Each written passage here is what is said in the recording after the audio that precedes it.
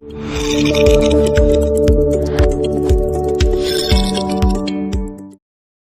guys, jumpa lagi. Kali ini Cici akan mereview salah satu drama yang berjudul Go Back Lovers.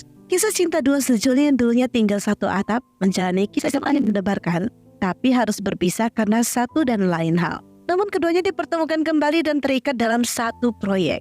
Bagaimanakah kelanjutan kisah Lu Xinyan dan Shen Xingru? Ikutin sampai habis ya. Seorang produser wanita bernama Shen Xingru sedang mencari peserta untuk mengisi acara ragamnya. Dia dan rekannya berusaha menawarkan beberapa orang, tapi dia selalu mendapatkan penolakan.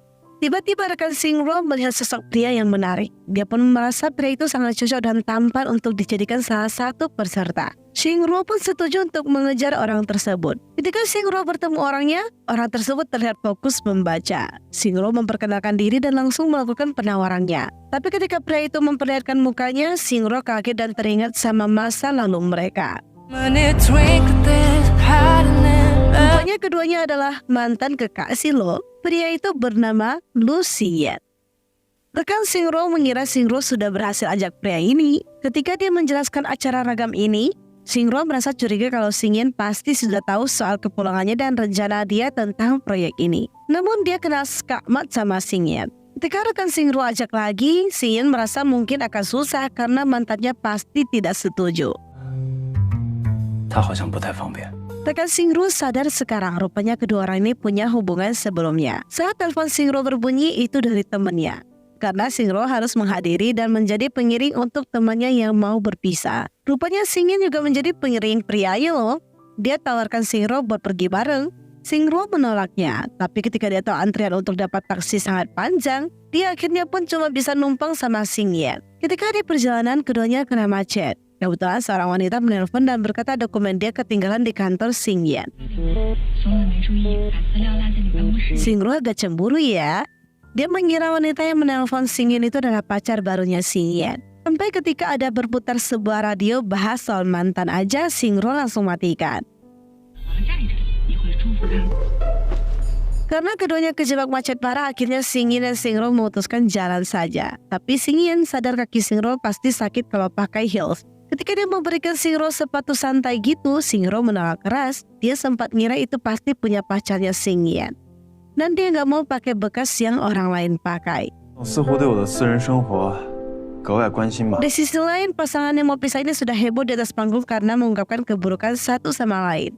Intinya mereka cerai aja dibuat pesta resmi loh. Supaya seluruh orang tahu mereka resmi memutuskan untuk berpisah. Xingru dan Xinyan pun sudah berhasil tiba di acara perceraian sohib mereka. Mereka pun segera berjalan ke depan. Mereka menjadi pengiring yang mengambil cincin dari pasangan masing-masing. Setelah melepaskan cincin, mereka akan ke sesi pemutaran video ucapan. Yang keputar malah video lama Xinyan dan Xingru loh. Video sesi lamaran saat mereka ikut sebuah acara hiburan. Di mana dulu Xinyan meramal Xingru dan mereka menjadi pasangan yang sangat populer pada saat itu. Tapi sayangnya keduanya sudah tidak bersama lagi alias sudah putus. Xinyan dengan segera menghentikan video itu. Sesi terakhir adalah perang bantal. Mereka melakukan pukul-pukulan satu sama lain. Menandakan kalau kedua pasangan ini sudah selesai melangsungkan acara perceraian mereka. Xingru dan Xinyan pun ikut antisipasi dalam acara penutupan ini. Di balik kisah pertemuan mereka di bandara, rupanya Xinyan itu mendapatkan notif kalau Xingru melakukan keberangkatan di bandara loh. Dia dengan segera mau menghampiri Xingru, tapi ketika dia mencari dan menemukan sosok Xingru, dia tidak pede menghampiri. Sebetulnya pasangan yang telah berpisah lama ini masih memiliki perasaan yang mendalam satu sama lain loh. Di sini dibawa sedikit flashback. Awal pertama Xingru tinggal di rumah Xinyan.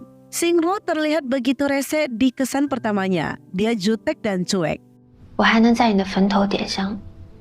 Tapi ketika diri depan ibunya Xinyan, dia malah jadi gadis imut dan lucu.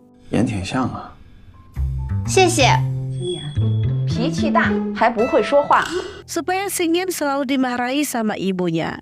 Rupanya nama mereka berdua itu mirip karena keduanya lahir di hari yang sama. Dan pada saat itu Xingru resmi tinggal di rumah Xinyan. Kembali ke tahun 2024, di mana video lamaran Xinyan dan Xingru tersebar. Orang kantor heboh menonton tayangan itu. Dan nama pasangan ini kembali viral. Ketika Xingru melihat mereka sibuk nonton itu, dia dengan tegas minta mereka fokus cari peserta. Bukannya malah fokus pada kehidupan pribadinya. 不是爱，是嘉宾。 Jang Soo menghampiri Singro, dia berkata mereka sudah ada peserta. Dia minta Singro untuk membuat kerjasama supaya peserta itu mau ikut. Tapi ketika Singro melihat orang itu adalah Xingyan, dia pun langsung kabur. Jang Soo berkata mereka tidak punya pilihan karena ini permintaan pihak pertama yang mau couple ini bermain dalam acara itu. Singro dengan berbagai cara menolak, tapi semua tidak masalah jika Singro terjun ke dalam acara itu, apalagi pihak pertama juga ngotot. Jika pihak pertama mencabut investasi mereka, otomatis mereka tidak ada dana dan tidak bisa membayar gaji karyawan. Singro mendengar Jang Soo ditelepon karena tagihan, mau gak mau dia langsung tergerak dan menghampiri Xingyan. Dia pun menjelaskan tujuan dari ragam acara mereka. Xingyan menyimpulkan jadi ini acara untuk mengenang mantannya. Singro merasa itu hanya gimmick saja. Mereka memang sengaja buat ragam acara ini karena belum ada di pasaran. Dan mereka mau menaikkan acara yang beda dari acara-acara sebelumnya yang sudah ada. Xingyan tanya dong apa keuntungan dia ikut acara itu. Singro merasa ini bisa sekalian promo resortmu juga. Xingyan merasa mereka ada bagian promosi, ngapain lagi harus dipromo sama kalian. Xingyan merasa demi mencapai tujuan kamu sampai rela buat acara yang berhubungan sama mantanmu ya. Singro merasa dia sudah melupakan masa lalu dia, jadi apapun bisa dia lakukan. Xingyan yang mendengar jawaban Singro merasa Singro benaran sudah lupa semua tentang mereka. Dia pun agak sedikit kesal dan meminta Singro jangan pernah menyebutkan acara ini lagi kepadanya.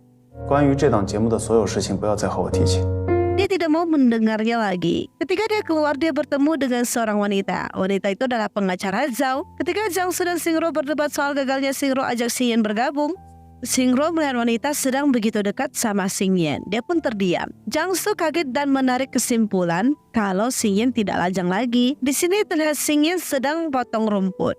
Sohib dia Cheng Zhou tahu banget kalau Xingyan lagi mood bagus bakalan tanam bunga. Kalau mood tak bagus pasti kamu potong rumput.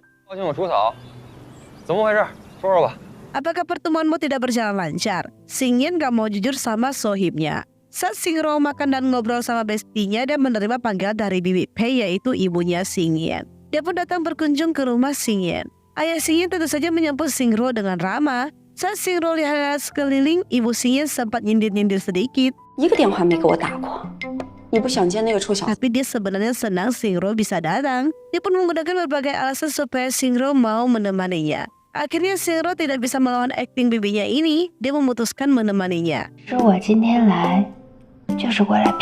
Singro jelaskan soal kerjaan dan proyek yang akan dia jalankan. Dia juga bahas soal dia yang sedang mencari peserta. Ibunya merasa Xingyan begitu cocok karena dia masih lajang dan hanya sibuk ngurus resort saja. Xingyan pulang, dia melihat ada sendal wanita dan dia tahu orang itu pasti Singro. Ibunya pun pura-pura nggak tahu kenapa Xingyan bisa datang.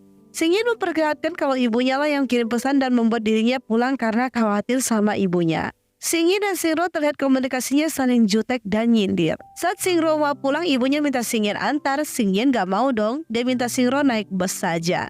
Ibunya merasa itu akan sangat bahaya. Melihat jawaban Xingyan, Singro merasa juga kalau orang yang dianjurkan bibinya tidak cocok. Ibunya aneh, dia rasa anaknya masih lajang kok. Daripada ibunya ngomong panjang lebar, dia pun setuju antar Singro. Saat sudah sampai, Xingyan minta Singro jangan dengerin omongan ibunya. Singro menerima telepon dari orang yang bernama Yusi. Xingyan tahu orang itu dan dia masih agak gimana sama orang itu menelpon. Singro merasa mereka hanya teman biasa, mending kamu urus sendiri pasanganmu. Dan dia pun menyindir soal pemilik sepatu Keds itu. Xingyan pun aneh, dia pun mengeluarkan sepatu Keds itu dan memasangkannya pada kaki Singro. Rupanya pada saat itu Xingyan pernah terang-terangan ngomong mau buang sepatu itu loh. Ternyata nggak dibuang dan malah disimpan sampai sekarang. Singro tidak menyangka masih disimpan. Xingyan merasa memang seharusnya dia buang sih, tapi dia simpan hanya mengingatkan dia betapa bodohnya pada saat itu. Xingyan mau pergi, Singro memanggilnya. Dia pun kembali jelaskan proyek mereka dan berharap Xingyan mau jadi peserta di acara ragamnya. Dia memperlihatkan proposal itu dan keuntungan yang bisa diperoleh sama resortnya Xingyan. Xingyan tidak memungkiri, tapi dia memiliki beberapa pertanyaan. Dia masih penasaran apakah benar kalau Singro melakukan semua ini hanya demi acara dan tidak ada hal lain. Xingyan sudah paham, dia akan mempertimbangkan lagi keputusannya. Ketika dia kembali ke resort, dia ceritakan sama Cheng Zhou. Dia pun sempat tanya pendapat Cheng Zhou. Kalau ditanya ada perasaan atau tidak, bohong kalau tidak ada. Tapi kalau dia terlalu berinisiatif, dia takut Xingro nanti menjauh. Sengjo minta Xingyan pikirkan matang dan ikutin kata hatinya. Xingyan pun berpikir keras banget apakah dia harus ikut atau tidak ya. Selanjutnya di sini Xingro menghampiri Jiangsu. Dia tahu kalau Jiangsu sedang diinfus karena terlalu banyak minum. Semua itu dilakukan karena pihak pertama mereka mau memotong anggaran mereka. Dia berjuang mati-matian supaya bisa mengambil kembali 6 juta anggaran mereka. Karena dia tidak mau mereka kekurangan dana. Bukannya proyek tidak jalan, bisa-bisa perusahaan mereka pun bangkrut. Makanya dia sudah bertekad menyerahkan nyawa dia demi anggaran ini. Xingro merasa ini tidak bisa begini terus. Dia akan berusaha mencari cara. Dia sampai kepikiran mau menggadaikan rumahnya untuk pembayaran produksi mereka loh. Jiangsu tidak setuju, dia merasa menggunakan rumah dia saja. Xingro lebih tidak setuju lagi. Dia yakin dia bisa menemukan investor lain. Lagian hasil gadai rumah dia anggap saja sebagai investasi ke proyek mereka. Dia minta Jiangsu hentikan menyiksa lambung sendiri. Ketika dia pulang, dia terus memandangi foto dia dan Xingyan. Rupanya Xingyan juga begitu. Keduanya masih sama-sama memiliki perasaan, cuman memang mereka tidak bisa bersatu lagi. Selanjutnya Jiangsu menghampiri Xingyan. Dia tentu saja berharap Xingyan bisa menjadi salah satu peserta dalam acara ragam mereka. Dia juga ceritakan kalau mereka kekurangan dana, sampai-sampai dia dan Xingro menggadai rumah mereka. Xingyan kaget dong, dia tanya berapa kekurangan mereka. Setelah bahas beberapa hal, Xingyan berkata dia akan memberikan jawaban kepada Jiangsu secepatnya. Xingyan menemui Sengjo, dia berkata dia akan berinvestasi pada proyek Xingro. Kan kamu juga yang dukung aku untuk ikut acara itu supaya bisa promosikan resort kita. Sengjo mati-matian kasih pengertian dia tidak mau ambil resiko. Kalau proyek ini gagal gimana? Jangan gara-gara cinta kamu jadi bodoh ya. Xingyan memperlihatkan kontrak mereka. Setelah dia membaca isi kontrak ini, dia cukup takjub kalau Xingyan sudah memikirkan sampai ke sana. Xingyan pun kecewa karena Sengjo tidak mempercayainya. Dia mau ambil balik skin yang sudah dia kasih. Sengjo dengan cepat menahannya. Selanjutnya Xingro pergi menghampiri Xingyan. Dia awalnya mengira kalau dia akan ditolak lagi. Xingyan akhirnya belak-belakan berkata dia akan ikut jadi peserta. Dan selain itu dia mau menjadi investor dalam proyek itu. Xingro awalnya tidak begitu setuju. Dia juga pasti tahu Jiangsu yang kasih tahu soal mereka sedang berkendala dana. Xingyan berkata dia yang pergi tanya. Dia mau invest karena pure soal bisnis, tidak ada tujuan lain. Dia juga paham soal resiko bisnis yang dia ambil. Sebelum dia menyetujui invest, dia sudah cari tahu secara detail orang-orang yang terlibat dalam proyek itu.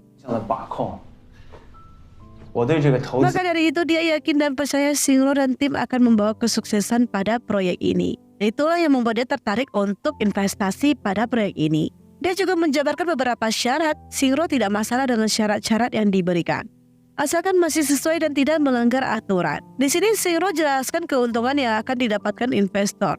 Xingyan gak muluk-muluk, dia hanya mau ikut aturan lama saja. Xingro pun paham dan setuju. Selanjutnya di sini Xingro ketemu sama pengacara Zai. Pengacara Zai mengenal Xingro karena dulu mereka pernah berada dalam satu program. Xingro berjanji pada mereka akan menyerahkan proposal dan tidak akan mengecewakan investasi mereka pada programnya. Dan mereka menunggu seorang yang menjadi investor di resort ini. Rupanya orang itu adalah Yusi loh. Yusi dan Xingyan memiliki kesan yang kurang baik sebelumnya. Yang lain menyambut dengan baik kecuali Xingyan. Xingyan merasa sial banget kenapa perwakilan investor cotet malah diwakilkan sama Yusi. Suasana begitu menegangkan. Xingro merasa mereka semua ada hubungan bisnis. Alangkah baiknya mereka makan siang bersama. Semua pun setuju. Yusi mulai aneh kenapa Xingro ketemu sama Xingyan. Xingro berkata kalau Xingyan adalah peserta di acaranya nanti. Yusi mulai berpikir kalau dia ditekan sama pihak Xingyan dan lain-lain. Yusi minta Xingro ingat lagi betapa hancurnya hati Xingro ketika mereka putus waktu itu. Xingro tidak mau makan dan lain-lain. Yusi yang mati-matian membujuk Xingro supaya makan dan jangan depresi sampai segininya. Di sini Yusi tidak setuju kalau Xingro menggunakan Xingyan sebagai peserta. Xingro minta Yusi jangan sibuk mengurus pekerjaannya. Saat mereka bersiap pesan makanan, Yusi yang rese masih terus sengaja menyindir Xingyan. Dia juga bahas soal pemukulan Xingyan kepada dirinya. Saat pesan makanan juga sengaja mancing-mancing Xingyan. Ketika Xingyan agak terpancing sedikit emosinya, Yusi pun mulai mau panas-panaskan Xingro. Xingro sampai malah seladenin kata-kata Yusi ini. Yusi berkata, meskipun kita ada masalah pribadi, aku tidak akan menggunakan pekerjaan aku untuk menekan kalian. Xingyin pun tahu meskipun jabatanmu bagus di Chontae, kamu juga tidak punya wewenang untuk mengganggu-gugat soal modal Chontae ke resort kami. Pengacara Jai berusaha menengahi mereka dan minta mereka pesan paket saja, jadi nggak ribet pesan satu persatu. Di sini Yusi mau kenalkan beberapa investor kepada Xingro. Xingro merasa dia sudah mendapatkan investor dan orang itu adalah Xingyan. 原来是被他的投资给威胁了呀。当年求 Yusi mulai lagi deh, dia merasa Xingro tertekan karena investor dari Xingyan dan lain-lain kan. Yusi terus saja memojokkan Xingyan, dia merasa resort dia saja tidak stabil, mana ada dana lebih untuk investasi ke acara ragam. Xingyan masih berusaha kalem dan Chengzhou juga berusaha menenangkan omongan mereka berdua. Dia juga masih berusaha sikap ramah kepada Yusi. Xingyan juga sudah malah ladenin Yusi, dia pamit ke toilet. Yusi juga ikutan dong. Kembali ke tahun 2014, yang mau tahu kisah tentang 8% itu, rupanya dulu mereka pernah transaksi dan membuat perjanjian di mana Xingro lagi tidak ada uang untuk saldo kantin. Dia pinjam sama Xingyan, dia berjanji akan membayar uang pinjaman itu dengan bunga 8%. Xingyan pun setuju dan kirimkan padanya. Tapi Xingyan rupanya tidak mau dibayar loh, dia hanya mau diajarin les dan menambah sesi lesnya. Jadi intinya dia tidak perlu membayar lagi dari pinjaman itu. Makanya ada pembahasan ikut aturan lama. Pada zaman sekolah dulu, Xingro dan Xingyan memang sengaja pura-pura tidak saling kenal. Tapi ketika Xingro diganggu sama orang lain, Xingyan tidak bisa tinggal diam. Dia pun membela Xingro terang-terangan. Chengzhou kaget, rupanya Xingyan dan Xingro itu saling kenal loh. Padahal Xingro murid baru di sekolah itu. Orang itu masih rese dengan Xingro, tapi Xingyan pun menyerahkan pensil dia kepada Xingro. Ngomongnya sih gak peduli, tapi diam-diam perhatian kok. Kembali ke tahun 2024. Di sini Yusi menghampiri Xingyan, dia mengungkit soal kerugian yang diperoleh resort selama 2 tahun ini. Masih juga Xingyan memikirkan untuk investasi ke acara ragam. Xingyan terlihat begitu tenang ketika merespon Yusi. Dia merasa mereka masih belum masuk ke tahun ketiga dan kas mereka tidak merugi. Menurut dia, mereka juga sudah mencapai penjanjian dari pihak modal dan itu sudah sesuai syarat. Yusi tidak menyangka kalau semenjak Xingro dan Xingyan putus, Xingyan jadi lebih stabil. Lagian selama ini dia terpuruk, aku yang selalu berada di sampingnya. Yusi selalu merasa Xingyan adalah masa lalu Xingro. Xingyan malah merasa kerjasama mereka akan dimulai sekarang. Yusi kepedean kalau dia bisa memutuskan kerjasama mereka berdua. Xingyan merasa kalau Yusi bukan penentu segalanya. 沈总姓沈，别心弱心弱。 Saat keduanya kembali ke ruangan, Yusi berkata banyak yang mau jadi investor di acaranya Xingro, bahkan banyak yang tertarik. Peserta juga bisa pilih siapa saja tanpa batasan. Xingro agak gimana gitu sama si Yusi, tapi dia nggak mau banyak komentar. Saat mereka selesai makan, Xingro kesal banget kalau Yusi masih membahas masa lalu mereka dan membuat suasana jadi canggung. Yusi masih tak terima kalau Xingro mau kerjasama dengan Xingyan. Xingro agak menaikkan nada bicaranya dan dia merasa semua itu sudah berlalu. Yusi pun mengaku salah dan dia tidak akan mengulanginya lagi. Dia minta Xingro pikirkan matang-matang soal keputusan dia menerima investor dari Xingyan ini. Selanjutnya di sini Xingyan kayak nggak tenang, Chengzhou datang mengunjunginya. Dia merasa Xingyan itu dari tadi bolak-balik nggak jelas. 脚底儿都要磨出火了，这么贵的装修我都怕你全给烧。 Sekarang juga sudah pukul 9. Bisa jadi Xingro memilih investor dari si Yusi. Xingyan yakin kalau memang Xingro sudah ambil keputusan, dia pasti akan kasih kabar. Dan ternyata tanda-tanda Xingro datang dong. Dia dengan segera berdiri tegap. Xingro kena macet makanya agak telat. Saat mereka mau bicara, Xingyan dengan terang-terangan minta Chengzhou keluar. Xingyan penasaran apa alasan Xingro memilihnya. Xingro merasa kalau dia pilih pihak Yusi, dia akan susah membangun kepercayaan. Karena dia dan Xingyan sudah saling mengenal lama, dia tidak akan sulit untuk bekerja sama dengan pihak Xingyan. 我们就是彼此最信任的合作伙伴。 Mereka juga bahas kandidat yang cocok. Tiba-tiba Xingyan dan Xingro memiliki pemikiran yang sama soal kandidat yang akan mereka ajak. Rupanya orang itu adalah sohib mereka yang sudah bercerai. Xingyan ajak Chengzhou dengan alasan kalau mantan istrinya yang bujuk dirinya untuk ajak Chengzhou. Sebaliknya Xingro berkata kalau mantan suaminya yang ajak dirinya untuk berpartisipasi. Karena omongan manis mereka berdua, alhasil pasangan ini setuju dong untuk ikut andil dalam acara tersebut. Selanjutnya mereka berdua menentukan salah satu orang yang cocok untuk ikut acara tersebut adalah ketua kelas lama mereka, yaitu He Xiye. Xingro minta Xingyan yang handle soal He Xiye dan dia akan diskusi sama timnya. Saat Xingro diskusi sama timnya setuju dong, jangkauan mereka pun bisa jadi luas, tidak berputar pada mantan saja. Tapi ada topik lain juga mengenai pasangan yang satu ini. Tapi sayangnya ketika Xingyan pergi bertanya pada si Ye tidak mau ikut karena dia merasa dia itu ansos banget. Selain itu dia tidak memiliki pengalaman cinta. Dia juga bukan seorang yang ceria. Takutnya dia masuk ke acara itu dan penonton merasa boring tentang kehidupannya. Xingyan pun tidak akan memaksa si Ye. Tapi jika si Ye suatu saat berubah pikiran, dia minta si Ye menghubunginya. Di sisi lain ketika para ciwik-ciwik sedang diskusi, Xingro bahas soal si Ye yang gak mau ikut. Chenju mendengar nama ketua kelas mereka, dia pun melirik ke arah Xichin. Rupanya dulu si Ye dan Xichin pernah dekat loh, atau memiliki kedekatan yang cukup unik. Lebih tepatnya Xichin tertarik deh sama si Ye dulu saat masa SMA. Xingro merasa itu bagus, jadi mereka berdua bisa bergabung dalam acara mereka. Tapi Xichin kurang mau dan tidak pede karena dia mau fokus pada dirinya sendiri dulu. Dia juga tidak yakin si Ye mau jadi pasangannya, apalagi dia sudah pernah bercerai sebelumnya. Xingro pun tak bisa komen lagi deh dan dia akan menghargai keputusannya Xichin. Xichin terlihat magang di salah satu firma hukum. Saat dia mau pulang, dia dihampiri sama mantan suaminya. Suaminya ini sangat obsesi dan kasar. Dia paksa-paksa Xichin untuk ikut dengannya, tapi Xichin tidak mau. Kebetulan Xingro datang dan membelanya.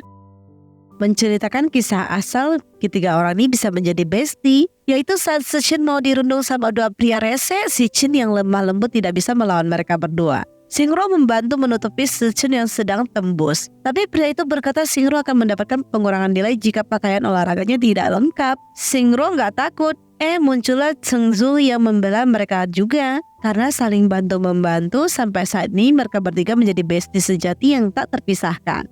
Saat Xichin diganggu sama mantan suaminya, Xingro dengan segenap hati membela. Dia minta mantan suami Xichin segera pergi karena mereka berdua tidak ada hubungan alias sudah bercerai. Xingro tidak takut sama ancaman orang itu karena mereka sedang berada di firma hukum dan ada CCTV di sekeliling mereka. Pria itu pun tidak berani bertindak dan memilih pergi. Xingro membawa Xichin ke rumahnya. Dia berusaha menenangkan Xichin. Dia minta Xichin menghubunginya jika pria itu datang mengganggunya lagi. Lagian Xichin juga sudah mau pindah ke rumah Xingro sih. Jadi Xingro akan merasa lebih tenang jika Xichin berada di sampingnya. Selanjutnya di sini Xingyan memperlihatkan lokasi resort yang bisa mereka gunakan untuk syuting nanti. Xingro juga menjelaskan bagian mana saja yang akan didekorasi ulang untuk kebutuhan syuting acara mereka. Xingyan tidak masalah dengan perencanaan timnya Xingro. Selanjutnya ketika Xichin beres-beres barang, dia menemukan sebuah buku di mana buku itu ada kata-kata motivasi yang pernah ditulis sama Xingyan loh. Tiba-tiba Xichin kedatangan tamu tak diundang, orang itu adalah mantan suaminya. Dia paksa-paksa Xichin buka pintu. Xichin gak mau. Mantan suaminya masuk dari jendela. Dia pun memohon Xichin untuk kembali bersamanya. Xichin tentu saja gak mau. Pria itu mulai marah-marah.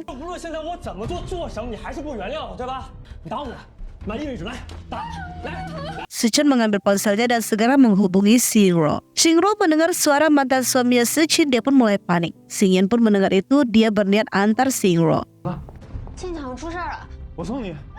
Barang-barang Xichin diberantakin sama mantannya, baju-bajunya dirobek. Ketika Xichin mau kabur, mantannya malah mendorongnya hingga terjatuh. Xingro dan Xingyan bertemu sama Chengzhou dan Si Ye. Mereka mendengar Xichin dalam bahaya, mereka pun panik dan segera mau menemani ke tempat Xichin. Mantan suami Xichin sudah tidak menggunakan otak dan melakukan kekerasan pada Xichin. Mereka sudah tiba dan segera menahan mantan suami Xichin. Saat Xingyan mau mukul pria itu, Xichin menahannya. Pria itu pun kabur dari sana. Xingro minta mereka untuk keluar dulu. Dia akan menenangkan Xichin. Xingyan merasa prihatin sama keadaannya Xichin. Mereka berdua pun sudah dibawa ke resortnya Xingyan. Xingyan minta Xichin tinggal di sana. Dia juga minta Xingro untuk pindah supaya bisa menjaga Xichin. Xingyan sangat khawatir. Dia menawarkan diri untuk antar mereka. Tapi Xichin kayak gak mau Xingyan melihat keadaan dia yang sekarang. Xingro berkata dia bisa bawa Xichin sendirian. Ketika Xingro antar Xichin, Xichin mau sendirian. Xingro pun meninggalkan Xichin. Si Ye yang masih tidak tenang tanya keadaan Xichin. Dia tanya apakah mereka akan melepaskan si bajingan itu. Xingro tidak akan membiarkan orang itu berkeliaran mengganggu Xichin lagi. Ketika Xichin sudah tenang, Xingro tanya beberapa hal. Kenapa selama ini Xichin milih diam? Sujin merasa dia punya alasan, dia nggak mau mantan suaminya mengganggu keluarganya. Dia takut keluarganya jadi sasaran pria itu, karena pria itu sangat licik, bisa melakukan apa saja. Dia merasa biarkan pria itu tenang. Mereka juga tinggal sudah jauh sih, pria itu tidak akan mengganggunya lagi. Shingro berkata dia membawa Sujin ke sini karena dia mau memperlihatkan sifat asli mantan suaminya. Teman-teman Sujin sudah mengelilingi pria itu. Mereka minta pria itu untuk tidak mengganggu Sujin. Rupanya mantan suami dia ini tidak berniat melepaskan Sujin loh, karena bagi dia Sujin itu istri sahnya. Dan semuanya terjadi karena istrinya mau tinggal di kota. Dia juga akan terus menempel pada istrinya sampai istrinya mau ikut dia pulang. Intinya dia tidak akan membiarkan Sujin hidup tenang. Mereka semua sudah geram mampus sama pria ini dan rasanya pengen mereka gebuk deh pokoknya. Tapi pria itu terus-terusan nyerocos dan membuat Senju menampar pria itu. Akhirnya hati Sujin pun tergerak, dia pun menghampirinya dan dia berkata kalau dia jijik pada pria ini. Shingro juga mengeluarkan ancaman. Kalau pria ini masih mengganggu Sujin, mereka akan melaporkannya pada perusahaan soal perilaku pria ini, supaya dia kehilangan pekerjaannya. Di kantor bersikap manis, di luar malah KDRT. Pria itu kayak nggak terima mereka mengancam dia. Sujin pun memperlihatkan hasil laporan medisnya, di mana dulu dia sudah melakukan visum dan kini dia akan dengan berani menuntut mantan suaminya melakukan KDRT. Saat mantan suaminya mau menyerang Sujin, mereka dengan segera menghentikan. Shingro kasih dua pilihan, lari dan jangan ganggu Sujin lagi, atau kami sebarkan semua bukti yang ada ini. Pria itu pun pilih pergi dan tidak akan mengganggu Sujin lagi. Mereka pun kini sudah menyelesaikan misi mereka dan berhasil membantu Sujin supaya tidak diganggu lagi. Mereka aneh kenapa Shie bisa datang ikut ya. Shie beralasan kalau dia senang melakukan kegiatan bersama mereka semua. Xingyan pun kembali tawarkan Shie untuk ikut acara. Shie berkata dia akan mempertimbangkannya. Xingyan minta cari pasangan Shie. Yang gebleknya si Chengzhou malah tidak peka. Kalau Sujin itu suka sama Shie loh. Di bawah flashback dikit ya. Dulu Shiro dikenal sangat pintar dan berprestasi di kelas. Tapi anehnya dia tidak memperoleh peringkat 1. Semua orang pun bertanya-tanya. Tapi Shiro justru terlihat santai saja. Ketika guru masuk kelas, umumkan kalau hasil ujian Shingro itu salah koreksi loh, dan ternyata nilai dia itu paling tinggi di kelas serta juara umum sekolah. Karena hal ini guru-guru membuat peraturan tukar tempat duduk. Anak pintar akan duduk dengan anak yang kurang pandai, supaya bisa saling mengajari. Dan rupanya Shingro duduk sebangku sama Xingyan loh. Xingyan dengan segera memindahkan barang-barang Shingro. Xingyan terus menggoda Shingro. Shingro risih, dia pun berkata pada guru kalau punya Xingyan salah koreksi, dan hal ini membuat keduanya saling menertawakan satu sama lain. Kembali ke masa sekarang, di mana Shingro diperkenalkan salah satu putri dari investor mereka yang bernama Tian Jiao. Dia pun ditugaskan untuk membantu tim produksi. Dia segera memperkenalkan diri. Dia berkata kalau dia adalah fansnya Shingro dan Xingyan, karena dia suka kedua pasangan ini pada zaman dulu. Dia berharap mereka berdua bisa kembali bersama lagi. Shingro meresponnya dengan baik dan agak sedikit jutek ya, karena Shingro mau orang ini fokus pada kerjaan dan jangan malah membucin dengan couple yang sudah lewat ini. Selanjutnya terlihat Shingro pergi melihat ke lokasi. Dia aneh kok mereka sudah mulai bekerja ketika ruangan belum diberi lapisan. Dia pun tanya sama salah satu rekan kerja mereka. Rekan dia berkata ini perintah dari Tian Jiao. Dia diminta mereka jangan buang-buang waktu dan langsung bekerja saja. Shingro aneh apa hal Tingjau memerintah mereka. Kan dia hanya bagian dari skenario saja. Bahkan Shingro sulit menolak karena dia adalah orang dari pihak pertama. Apalagi Jangsun juga minta mereka untuk mendengar perintah orang tersebut. Selain itu mereka kekurangan karyawan sehingga belum sempat membeli pelapis. Shingro pun paham dia akan pergi menghandle soal pelapis ini. Dia minta mereka untuk menunggunya. Di sini terlihat Xingyan pergi mencari Shingro, tapi dia tak melihat Shingro. Tingjau menghampirinya dan berkata dia fans berat mereka.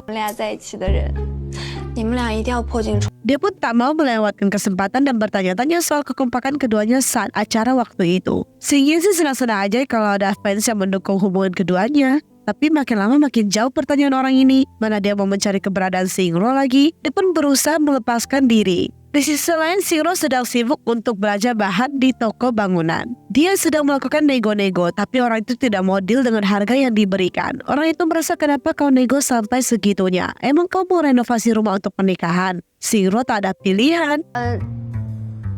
Dia beralasan kalau suaminya hanya setuju jika harga 5.000 saja. Xingyan pun sudah tiba. Dia mendengar suara Xingro, dia hampiri mereka. Orang itu pun mengira Xingyin adalah suaminya Xingro. Xingro hanya bisa mengiyakan saja. Dia pun mulai memasang muka manja dan memberikan kode kepada Xingyin supaya mau berakting jadi suaminya di depan orang ini. 我们的婚房是不是就不能装呀，老 Xingyin tentu saja senang dan ikut bermain drama sama Xingro deh. 老板？我们再去别的家看一下。 Dan akhirnya mereka berhasil mendapatkan harga yang mereka mau. Xingro pun senang, tapi di sini Xingyin memanfaatkan kesempatan dengan baik loh ya. Si pemilik toko benar-benar dikibulin habis-habisan. Xingyin aneh kenapa Xingro turun ke lapangan sendiri untuk melakukan semua ini. Xingro merasa semuanya sibuk, jadi dia punya kewajiban untuk membantu yang lain. Karena dia lihat Xingro masih butuh barang-barang lain, dia pun menawarkan diri untuk membantu Xingro juga. Karena dia merasa dia memiliki pengalaman. Saat mereka ke toko selanjutnya, mulai Xingyin yang beraksi. Tapi Xingyin kayak merasa harga yang diberikan sudah cocok. Tapi Xingro kasih kode tidak bisa. Xingyin masih berusaha nawar lagi, tapi si penjual ngotot juga tidak bisa. 要是买别家那些便宜的，到时候划上了。 Dengan berbagai perdebatan tawar-menawar, akhirnya Xingro turun tangan sendiri. Xingyin malah nambah perkeruh masalah. 柚子放家里吸吸味儿呗。而且我老婆要备孕。 Si penjual pun masih ngotot untuk tak mau turun harga. Alhasil Xingro memutuskan gak jadi beli saja deh dan menarik Xingyin keluar. 真觉得差不多，而且我看那些东西质量。 Xingro merasa bahwa Xingyin malah memperkeruh suasana saja. Mereka punya anggaran, jadi tidak mungkin melebihi anggaran. Dia pun merasa Xingyin ini bodoh. Xingyin pun tak melawan dan merasa omongan istrinya benar. Xingro berniat membandingkan harga dengan toko lain deh. Xingyin pun akan menurun sama ucapannya Xingro. Dia minta Xingro yang pakai otak, biar dia saja yang pakai tenaga. Keduanya pun sudah selesai belanja. Mereka pun pergi makan cemilan sambil sedikit banyak mengenang masa lalu mereka. Xingyin merasa Xingro sudah banyak berubah. Xingyin teringat sedikit soal Xingro di masa SMA. Saat ditanya, Xingyin berkata dia lupa dong. Xingro pun mulai deh ngejek-ngejek Xingyin. Dia merasa mereka dulu tidak memiliki kekhawatiran apapun saat menjalani hidup. Dia merasa andai saja bisa kembali ke masa itu. Xingyin pun tiba-tiba mengucapkan sebuah kata-kata. 我们要不要重新？ Tapi dia teringat sama masa-masa ketika mereka putus loh. Dan itu begitu menyakitkan bagi mereka berdua. Xingro penasaran apa maksud dari ucapan Xingyin. Kembali ke masa lalu lagi ya. Dulu saat Xingro melihat anak kecil dibelikan sesuatu sama ayahnya, dia pasti ada perasaan sedikit iri. Karena dia tidak mendapatkan kasih sayang itu dari seorang ayah. Xingyin yang menyadari itu melakukan hal yang serupa. Dia ngaku-ngaku Xingro adalah adiknya. Supaya karyawan toko mau memberikan gulali itu kepadanya loh. Xingro pun sedikit banyak terhibur atas niat baiknya Xingyin. Kembali ke masa dewasa, Xingro penasaran kenapa Xingyin tidak menyelesaikan kata-katanya tadi ya. Karena ingat masa lalu yang kelam dan Xingyin gak mau terulang lagi, dia pun mengalihkan kata-katanya menjadi hal yang lain. Saat keduanya kembali, mereka kaget pekerjaan tukang dilanjutkan. Xingro tanya dong, rupanya Tianzhou yang memberikan ide supaya mereka melanjutkannya. Alasan dia tukang dibayar per hari, jadi jangan menyia-nyiakan uang. Xingro merasa mereka harus melapisi ruangan dulu, kalau tidak bagaimana tanggung jawab mereka kepada pemilik tempat jika ada yang rusak ataupun lecet. Tianzhou pun merasa dia datang membantu mereka dengan niat baiknya. Xingro meminta Tianzhou sebagai anak magang fokus urus skenario saja, bukan fokus urus kerjaan produksi. Pun mencoba memprovokasi Xingyin. Tapi Xingyin justru setuju sama pendapatnya Xingro. Saat Tianzhou mau pamer kalau dia anak dari pihak pertama, Xingro tidak peduli. Dan dia minta Tianzhou meninggalkan tempat ini. 我不管你是谁，立刻马上。 Tianzhou kesal banget, dia dimarahi di depan orang ramai. Dia segera melaporkan hal ini kepada ayahnya. Dia pun mengeluh soal sifat Xingro. Dia mau ayahnya memberikan pelajaran kepada Xingro yang sudah mempermalukan dirinya. Tapi ayahnya malas mengurus hal-hal itu. Dia malah mau kasih Tianzhou duit supaya dia nggak banyak cerewet lagi. 一样能对付他。 Ruangan sudah selesai dilapisi. Xingro dan Xingyin duduk santai sambil Xingro menceritakan sedikit masa lalunya. Xingyin tahu kalau Xingro sengaja memperlihatkan wibawanya tadi supaya orang-orang tidak bisa memperlakukan dia seenaknya. Di sini Xingro merasa jika dulu mereka tidak pacaran, mungkin Xingyin itu bisa jadi teman terbaiknya. Xingyin merasa mereka sekarang juga teman baik kok. Keduanya memutuskan mulai sekarang mereka akan jadi sohib saja. Dan keduanya saling mengakui tempat ternyaman mereka adalah satu sama lain. Keesokannya mereka pun sudah mulai mau melakukan syuting untuk bagian opening. Mereka melakukan pengambilan gambar para peserta. Pengambilan video masing-masing peserta pun sudah selesai. Xingro dan timnya senang karena semuanya berjalan dengan lancar. Mereka melakukan sedikit rapat. Dari sini Tianzhou mempertanyakan soal bagaimana mereka memperlakukan Xingro nanti. Soalnya Xingro kan atasan mereka, tapi dia bagian dari peserta juga. Xingro pun merasa dia hanya akan bertanggung jawab pada jadwal serta anggaran saja. Untuk produksi acara dan pengeditan dia tidak akan ikut andil. Dia akan berbuat adil dengan para peserta lain. Tapi dia berharap di acara kali ini tidak ada gimmick ataupun adu domba serta yang lain-lainnya. Semua pun setuju dan mereka akan berjuang bersama untuk memproduksi acara ragam ini. Video tayangan pengenalan para peserta pun sudah selesai dan saatnya para peserta pindah ke tempat lokasi syuting. Dan pertama tiba adalah pasangan yang sebelumnya sudah cerai loh. Seperti biasa mereka tidak bisa akur. Apalagi si Chengzhou terus-terusan promosi resort mereka. Sedangkan Chengzhou asik mau terlihat cantik dan menonjol terus. Selain keduanya, peserta lain pun sudah pada bermunculan dan berkumpul. Totalnya ada 6 peserta. Pasangan Xingyan Xingro, Chengzhou dan Shenzhou, serta Xiyue dan Shiqin. Bagaimanakah kelucuan serta kegemuan pasangan masing-masing ini ya? Mereka pun diarahkan untuk makan hotpot bersama. Saat asik ngobrol dan makan hotpot, tiba-tiba pentol bakso melompat. Mereka jadi merasa adegan ini tidak asing loh. Rupanya pada masa lalu pernah kejadian juga dan hal itu kena ke baju Xingro. Dan pada saat kejadian itu, Xingyin memberanikan diri mengungkapkan cintanya kepada Xingro. Di sana kisah cinta mereka berdua dimulai. Mereka mulai mengejek-ejek Xingyin dan Xingro. Keduanya minta fokus makan saja. Mereka berdua begitu canggung. Xingro langsung pamit pergi cuci sayur. Chengzhou menarik Xingyin. Dia penasaran bagaimana perasaan Xingyin kepada Xingro sekarang. Xingyin merasa mereka saat ini hanya teman biasa saja. Sedangkan di sisi Chengzhou, dia tanya bagaimana perasaan Xingro. Xingro merasa hubungan mereka sudah berakhir sangat lama. Saat Xingro mengungkapkan sesuatu, dia mematikan mic mereka dan membisikkan sesuatu di telinga Chengzhou. Episode 1 di acara kencan mereka, masing-masing pasangan akan melakukan kencan dengan pasangan masing-masing.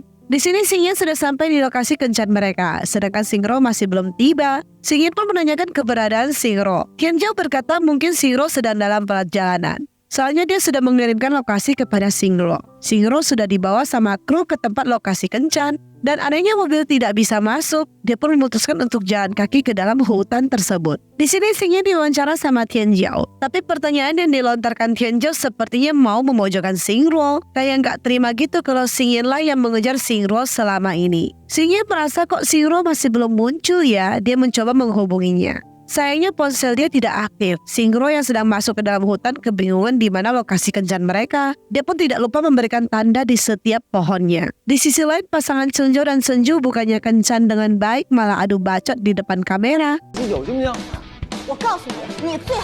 Emanglah ya pasangan satu ini kalau nggak berantem nggak sah. Hari sudah semakin malam. Pertanyaan yang dilontarkan pun makin kemana-mana. Xingyin merasa ada yang nggak beres nih. Dia pun tanya posisi Xingro kepada Tianzhou. Dia pun mau lihat Sherlock yang dikirim sama Tianzhou. Tianzhou nggak bisa ngelak. Ketika Xingyin melihat, Xingyin yakin lokasi yang dikirim bukanlah di sini, melainkan di tempat lain. Xingro terlihat tersesat di hutan. Dia pun mulai agak sedikit ketakutan karena sudah malam tapi masih tak menemukan lokasinya. Xingyin yang sudah berada di sana panik mencari keberadaan Xingro. Ketika Xingro benar-benar merasa dia sudah tersesat, dia merasa tenang ketika dia mendengar suara Xingyin. Pahlawan pun muncul, udah keren malah jatuh ke lubang pula. Xingyin malah keseleo juga kakinya. Xingyin pun berkata pada Xingro kalau Tianzhou sengaja kirim lokasi yang salah kepada Xingro. Dia merasa ada motif lain si Tianzhou ini. Saat Xingro dan Xingyin sudah tiba di lokasi, Tianzhou pura-pura prihatin sama Xingro. Xingro pun tak bisa tinggal diam. Tianzhou mulai mengeluarkan air mata buayanya. Zhengshu pun datang. Dia berusaha menenangkan mereka semua. Dia pun memberikan kode. Xingro akhirnya hanya bisa menahan rasa emosinya karena memandang muka Zhengshu. Xingro pun tidak lupa melakukan sindiran pedas kepada kejadian malam ini. Dia pun menunjukkan sisi dia yang tidak bisa ditindas sama sekali. Tianzhou malah nampak ketakutan dengan kegilaannya Xingro. Xingyin senyum-senyum tipis. Xingro gitu loh, siapapun statusmu dia nggak akan pernah takut. Mereka pun mulai merekam, keduanya terlihat begitu alami dan romantis. Bahkan yang tukang rekam aja merasa mereka berdua ada aura pasangan banget loh. Tianzhou mulai deh pasang muka kesal. Singro sempat aneh kenapa Yin bisa makan pedas sekarang. Rupanya Yin belajar makan pedas demi Singro loh. Dia sudah membayangkan jika mereka hidup bersama nanti. Dia mau menyesuaikan selera Singro. Singro mendengar itu cukup tergerak hatinya. 星星，我们重新开始吧。 Kebetulan episode kali ini adalah misinya menebak kejujuran serta kebohongan. Yin pun tanya pada Singro. Singro minta Yin untuk menebak arti dari kalimatnya tadi. Tim pun mulai cek hasil rekaman mereka. Mereka merasa kesemsem sama pasangan ini loh. Mereka sampai yakin itu seperti ungkapan cinta sungguhan. Terlalu alami soalnya. Apalagi mereka melihat salah satu kamera di mana keduanya nampak begitu care satu sama lain.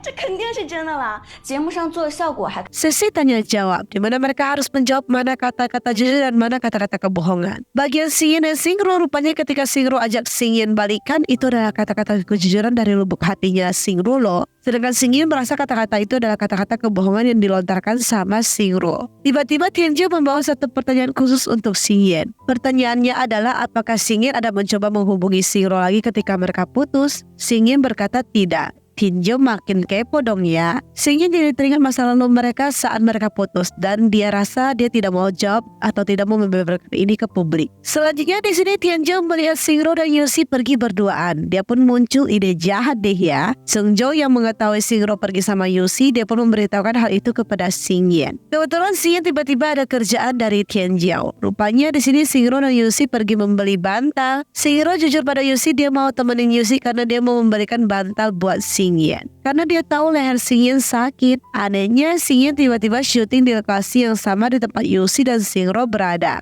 Tianjiu sengaja membuat Yin melihat mereka berdua. Dia memang mau memancing keributan di antara mereka. Singro pun menyadari kalau ada Yin di sana dan Singro melihat Tianjiu yang membawa Yin. Tianjiu tentu saja menggunakan alasan rekam untuk kebutuhan acara. Singro pun tanya apakah sudah selesai. Tianjiu pun cuma bisa pamit pergi deh. Yin nampak cemburu dan salah paham soal keduanya. Dia mengira mereka beli barang couple. Ketika dia mendengar penjelasan Singro, Yin langsung minta maaf dong ya. Tapi Yusi memang selalu tambah api dalam pembicaraan mereka. Ketika Singro menerima telepon, Yusi makin menjadi-jadi. Dia suka banget menguji kesabarannya Yin. Dia juga jujur kalau dia memang menyukai Singro. Dan dia mau mendekati Singro dengan alasan teman, supaya bisa memperoleh kesempatan lebih. Dia malah berharap kalau Yin ngomong ke Singro apa yang dia ucapkan sekarang, supaya Singro merasa Yin itu hanya iri dan cemburu kepadanya. Maksud provokator sejatilah si Yusi ini.